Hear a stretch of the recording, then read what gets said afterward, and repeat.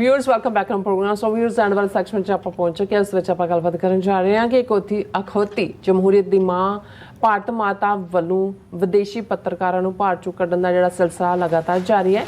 ਹੁਣ ਫਰਾਂਸ ਦੇ ਇੱਕ ਪ੍ਰਮੁੱਖ ਪੱਤਰਕਾਰ ਜਿਹੜਾ ਪਿਛਲੇ 13 ਸਾਲਾਂ ਤੋਂ ਭਾਰਤ ਵਿੱਚ ਰਿਪੋਰਟਿੰਗ ਕਰ ਰਿਹਾ ਸੀ ਅਤੇ ਜਿਸ ਦਾ ਵਿਆਹ ਵੀ ਜਿਹੜਾ ਭਾਰਤ ਵਿੱਚ ਹੋਇਆ ਉਸ ਨੂੰ ਭਾਰਤ ਛੱਡਣ ਦਾ ਹੁਕਮ ਦਿੱਤਾ ਗਿਆ। ਸੋ 2 ਸਾਲਾਂ ਦੇ ਵਿੱਚ ਭਾਰਤ 'ਚੋਂ ਕੱਢਿਆ ਜਾਣ ਵਾਲਾ ਇਹ ਦੂਸਰਾ ਪੱਤਰਕਾਰ ਹੈ ਔਰ ਇਸ ਤੋਂ ਪਹਿਲਾਂ ਆਸਟ੍ਰੇਲੀਅਨ ਬ੍ਰੌਡਕਾਸਟਿੰਗ ਦੀ ਬਿਊਰੋ ਚੀਫ ਨੂੰ ਵੀ ਭਾਰਤ 'ਚੋਂ ਚਲਦਾ ਕਰ ਦਿੱਤਾ ਗਿਆ। ਸੋ ਕਿਉਂਕਿ ਉਸਨੇ ਭਾਰਤ ਵੱਲੋਂ ਡਾਇਸਪੋਰਾ ਸਿੱਖਾਂ ਦੇ ਕਤਲ ਸੰਬੰਧੀ ਡਾਕੂਮੈਂਟਰੀ ਜਿਹੜੀ ਆ ਉਹ ਬਣਾਈ ਸੀ। ਸੋ ਇਸ ਬਾਰੇ ਆਪਾਂ ਗੱਲਬਾਤ ਕਰਨ ਜਾ ਰਹੇ ਹਾਂ ਔਰ ਨਾਲ ਜਿਹੜੇ ਤੁਹਾਡੇ ਲਾਈਵ ਮੈਸੇਜ ਨੇ ਉਹ ਵੀ ਇੰਟਰਟੇਨ ਕਰਾਂਗੇ। ਸੋ ਅਸੀਂ ਚਾਹਾਂਗੇ ਕਿ ਤੁਸੀਂ ਇਸੇ ਤਰ੍ਹਾਂ ਬਣੇ ਰਹਿਣਾ, ਦੇਖਣ ਸੁਣਨੇ ਆ। ਲਿਖਣ ਲਈ ਤੁਹਾਡਾ ਸਭ ਦਾ ਬਹੁਤ ਬਹੁਤ ਧੰਨਵਾਦ ਜੀ। ਡਾਕਟਰ ਸਾਹਿਬ ਕੀ ਵਿਚਾਰਾਂ ਨੇ? ਦੇਖੋ, ਹੁਣ ਤੱਕ ਇੰਡੀਆ ਦੇ ਲੀਡਰ ਜਿਹੜੇ ਨੇ ਮੋਦੀ ਤੋਂ ਪਹਿਲਾਂ ਇਹੀ ਕਹਿੰਦੇ ਸੀ ਕਿ India the largest democracy on this planet. ਜਦੋਂ ਇਹ ਨਾਜ਼ੀਵਾਦੀ ਫਾਸ਼ਿਸਟ ਮੋਦੀ ਪ੍ਰਾਈਮ ਮਿਨਿਸਟਰ ਬਣਿਆ ਔਰ ਕੁਛ ਵਰੇ ਪਹਿਲਾਂ ਇਹਨੇ ਇੱਕ ਹੋਰ ਟਰਮ ਕੋਇਨ ਕੀਤੀ ਔਰ ਜਿਹੜੀ G20 ਦਿੱਲੀ ਮੀਟ ਵੇਲੇ ਵੀ ਉਹਨੇ ਬੜੀ ਬੇਸ਼ਰਮੀ ਨਾਲ ਦੁਹਰਾਈ ਕਿ ਉਹਨੇ ਕਿਹਾ ਕਿ ਜੀ ਇਹ ਕਹਿਣਾ ਵੀ ਇੰਡੀਆ ਦੀ ਤੋਹੀਨ ਹੈ ਕਿ ਜੀ ਅਸੀਂ ਲਾਰਜੈਸਟ ਡੈਮੋਕ੍ਰੇਸੀ ਹਾਂ। ਅਸੀਂ ਤਾਂ ਮਦਰ ਆਫ ਆਲ ਡੈਮੋਕ੍ਰੇਸੀਜ਼ ਹਾਂ ਕਿ ਜਦੋਂ ਅਜੇ ਡੈਮੋਕ੍ਰੇਸੀ ਜੰਮੀ ਵੀ ਨਹੀਂ ਸੀ ਅਸੀਂ ਉਹਦੀ ਮਾਂ ਸੀ ਉਦੋਂ ਵੀ। ਸੋ ਇਹ ਆਪਣੇ ਆਪ ਦੇ ਵਿੱਚ ਜਿਹੜਾ ਇਹ ਸ਼ੋਅ ਕਰਦਾ ਹੈ ਕਿ ਭਾਈ ਹਿਪੋਕਰੇਸੀ ਕਿਹਨੂੰ ਕਹਿੰਦੇ ਨੇ, ਝੂਠ ਕਿਹਨੂੰ ਕਹਿੰਦੇ ਨੇ ਔਰ ਸਿਰੇ ਦਾ ਝੂਠ ਔਰ ਸਾਹਮਣੇ ਝੂਠ।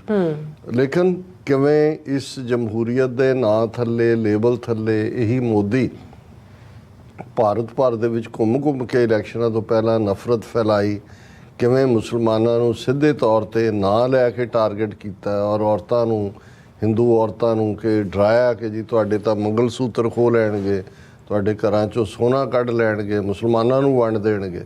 ਸੋ ਇਹ ਭੁੱਲਦੇ ਆ ਕਿ ਭਾਈ 20 ਕਰੋੜ ਵਾਸੀ ਆਲਮੋਸਟ 16-17% ਪਾਪੂਲੇਸ਼ਨ ਮੁਸਲਮਾਨਾਂ ਦੀ ਹੈ। 20 ਕਰੋੜ ਦੇ ਦੁਨੀਆ 'ਚ ਕਿੰਨੇ ਕੁ ਮੁਲਕ ਨੇ ਉਨੀ ਆਬਾਦੀ, ਪਰ ਤੁਸੀਂ ਉਹਨਾਂ ਨੂੰ ਇਹੀ ਹਾਲ ਈਸਾਈਆਂ ਪ੍ਰਤੀ ਜੋ ਮਨੀਪੁਰ ਔਰ ਇਹੀ ਹਾਲ ਸਿੱਖਾਂ ਪ੍ਰਤੀ।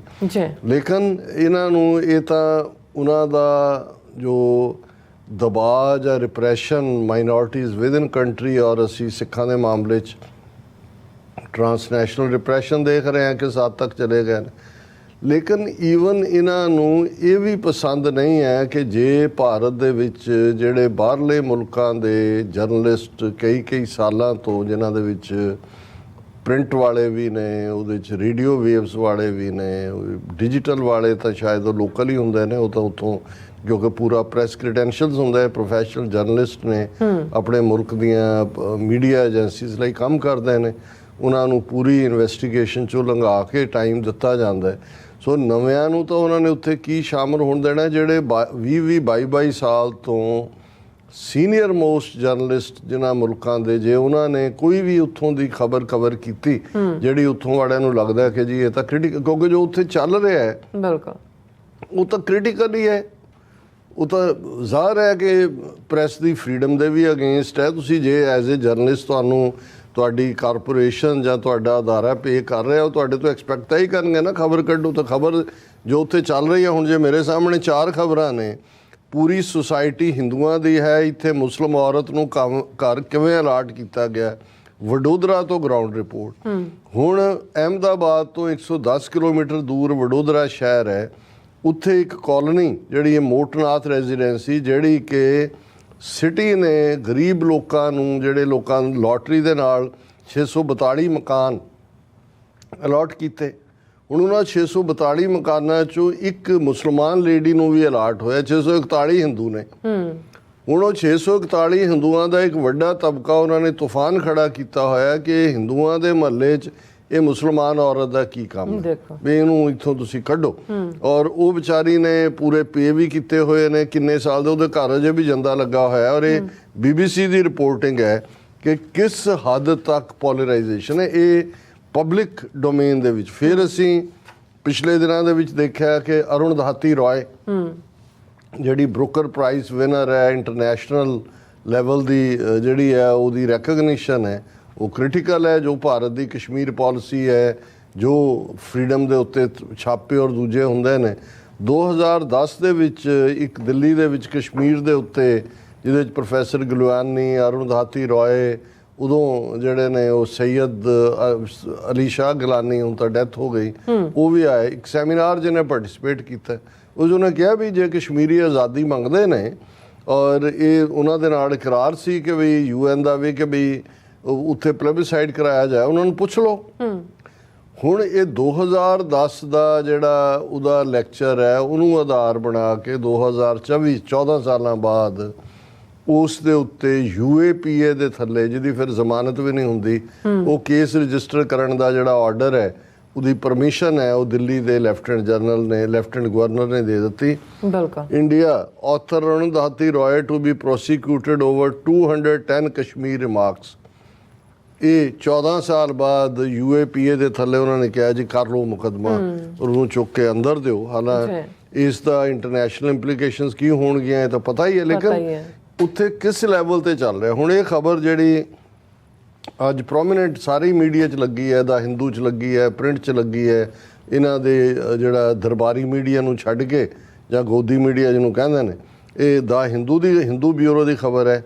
French journalist force to leave India as ministry of health affair refuses to renew his work permit. ਉਹਨੇ ਕਿਹਾ ਜੀ ਅਸੀਂ ਤੇਰਾ ਵਰਕ ਪਰਮਿਟ, ਔਰ ਉਹਦੇ 'ਚ ਇਹ ਸੈਬੈਸਟਾਈਨ ਫਾਰਸਿਸ ਉਹਦਾ ਨਾਂ ਹੈ, ਜਿਹੜਾ ਪਿਛਲੇ 13 ਸਾਲਾਂ ਤੋਂ ਇੰਡੀਆ ਦੇ ਵਿੱਚ ਰਹਿ ਕੇ ਰਿਪੋਰਟਿੰਗ ਕਰ ਰਿਹਾ।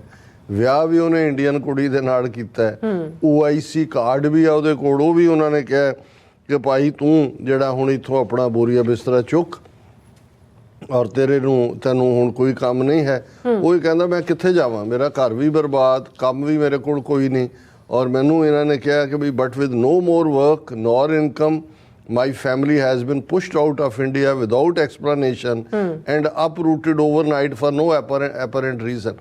ਕਿ ਬਿਨਾਂ ਕਾਰਨ ਤੋਂ ਰਾਤੋਂ ਰਾਤ ਮੈਨੂੰ ਬਰਬਾਦ ਕਰ ਦਿੱਤਾ ਗਿਆ।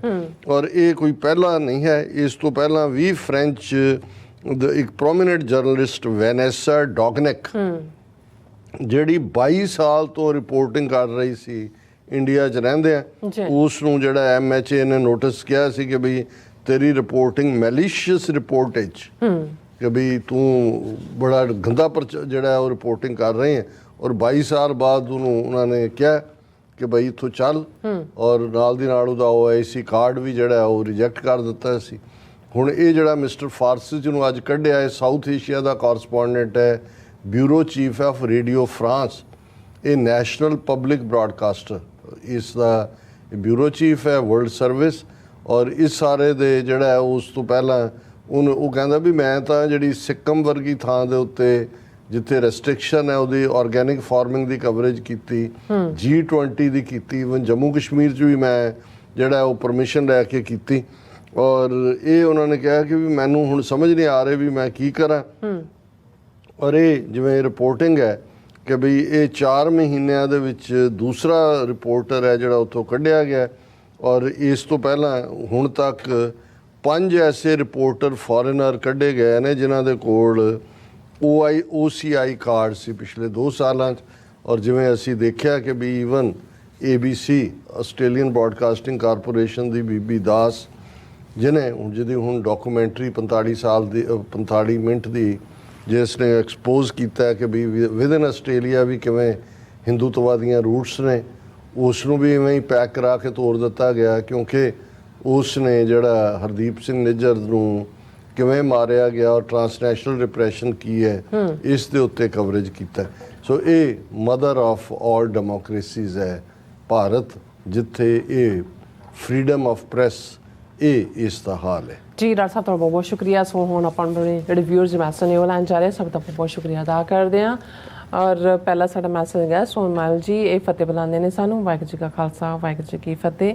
ਬਲਵਿੰਦਰ ਸਿੰਘ ਜੀ ਬਲਵਿੰਦਰ ਸਿੰਘ ਜੀ ਕਹਿੰਦੇ ਪੰਜਾਬ ਅਤੇ ਪੰਜਾਬੀਆਂ ਦੇ ਹਰ ਇੱਕ ਮਸਲੇ ਦਾ ਹੱਲ ਹੈ ਆਜ਼ਾਦੀ, ਖਾਲਸਾ ਜ਼ਿੰਦਾਬਾਦ। ਇੰਦਰਜੀਤ ਸਿੰਘ ਸੰਧੂ, ਰਾਜਵਿੰਦਰ ਸਿੰਘ ਫਤਿਹ ਬੁਲਾਉਂਦੇ ਨੇ।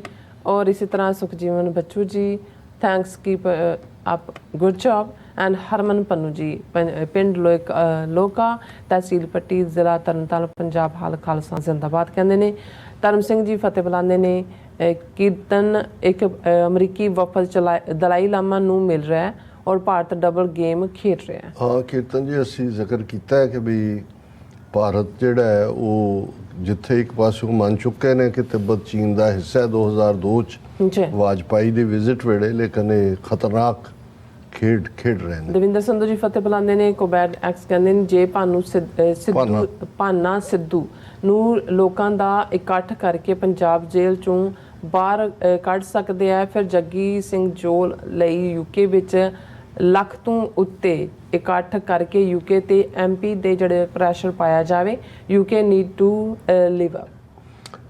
ਕੰਬੈਟ ਜੀ ਤੁਸੀਂ ਠੀਕ ਕਹਿ ਰਹੇ ਹੋ। ਮੈਂ ਸਮਝਦਾ ਵੀ ਇਸ ਮਾਮਲੇ 'ਚ ਹਾਲਾਂਕਿ ਇਹ ਨਹੀਂ ਹੈ ਵੀ ਕੈਨੇਡਾ ਯੂਕੇ ਦੇ ਐਮਪੀਜ਼ ਨੇ ਨਹੀਂ ਲਿਖਿਆ, 100 ਤੋਂ ਜ਼ਿਆਦਾ ਐਮਪੀਜ਼ ਨੇ ਵੀ ਲਿਖਿਆ, ਪਰ ਮੈਨੂੰ ਲੱਗਦਾ ਕਿ ਵੀ ਜਿਸ ਲੈਵਲ ਦੇ ਉੱਤੇ ਇਹ ਪ੍ਰੈਸ਼ਰ, ਔਰ ਦੂਸਰੇ ਪਾਸੇ ਕਿਉਂਕਿ ਕੰਜ਼ਰਵੇਟਿਵ ਗਵਰਨਮੈਂਟ ਹੀ ਰਹੀ ਹੈ, ਬੋਰਿਸ ਜੌਨਸਨ ਦੀ ਵੀ, ਉਸ ਤੋਂ ਪਹਿਲਾਂ ਵੀ ਰਿਸ਼ੀ ਸੁਨਕ ਦੀ ਵੀ, ਇਹ ਤਾਂ ਰਲੇ ਹੋਏ ਨੇ। ਸੋ ਹੁਣ with the change of government ਜੇ 8-10 ਐਮਪੀ ਆਪਣੇ ਬਣ ਜਾਂਦੇ ਨੇ, ਪਲੱਸ ਲੋਕਾਂ ਦੇ ਵਿੱਚ ਜਾਗਰੂਕਤਾ ਹੁੰਦੀ ਹੈ, ਤਾਂ ਫਿਰ ਇੰਡੀਆ ਦੀ ਬਾਂਹ ਮਰੋੜੀ ਜਾ ਸਕਦੀ ਹੈ। ਅਦਰਵਾਈਜ਼ ਇਹ ਉਵੇਂ ਹੀ ਉਸ ਨੂੰ ਉੱਥੇ ਸੜਨ ਤੇ ਮਜਬੂਰ ਕੀਤਾ ਹੋਇਆ ਹੈ ਭਾਰਤ ਦੀਆਂ ਜੇਲ੍ਹਾਂ 'ਚ। ਸਿੰਘ ਗਰਚਾ ਜੀ ਵੀ, ਔਰ ਇਸੇ ਤਰ੍ਹਾਂ ਜਤਿੰਦਰ ਸਿੰਘ ਜੀ ਵੀ, ਪਰਮਿੰਦਰ ਜੀ, ਔਰ ਇਸੇ ਤਰ੍ਹਾਂ ਇੰਦਰਜੀਤ ਸਿੰਘ ਸੰਧੂ ਜੀ, ਔਰ ਜਸਵੰਤ ਕੰਗ ਜੀ, ਲਖਵਿੰਦਰ ਸਿੰਘ ਔਲਖ ਜੀ, ਜੀਤ ਸੂਤੀਆ ਜੀ, ਜਸਕੀਰਤ ਸਿੰਘ ਜੀ, ਸਭ ਫਤਿਹ ਬੁਲਾਉਂਦੇ ਨੇ ਔਰ ਖਾਲਸਾ ਜ਼ਿੰਦਾਬਾਦ ਕਹਿੰਦੇ ਨੇ।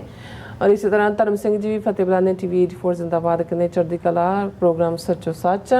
ਔਰ ਗੁਰਮਹਿੰਦਰ ਸਿੰਘ ਜੀ ਵੀ ਸਾਨੂੰ ਫਤਿਹ ਬੁਲਾਉਂਦੇ ਨੇ ਦੋਨਾਂ ਨੂੰ। ਜ਼ੁਲਫਕਾਰ ਖਾਨ ਖਾਲਸਾ ਜ਼ਿੰਦਾਬਾਦ ਕਹਿੰਦੇ। ਰਿਸ਼ੀ ਭਾਰਤਵਾਜ ਕਹਿੰਦੇ ਨੇ ਕਿ Jagjit Singh Chauhan said in an interview to India Today in 1993 that India should be reorganized and the states should have only defense and communications in common. This is nothing but federalism. ਰਿਸ਼ੀ ਭਾਰਦਵਾਜ ਜੀ, ਬਹੁਤ ਚੰਗੀ ਗੱਲ ਹੈ ਤੁਸੀਂ ਇਹ ਨੁਕਤਾ ਲਿਆਂਦਾ।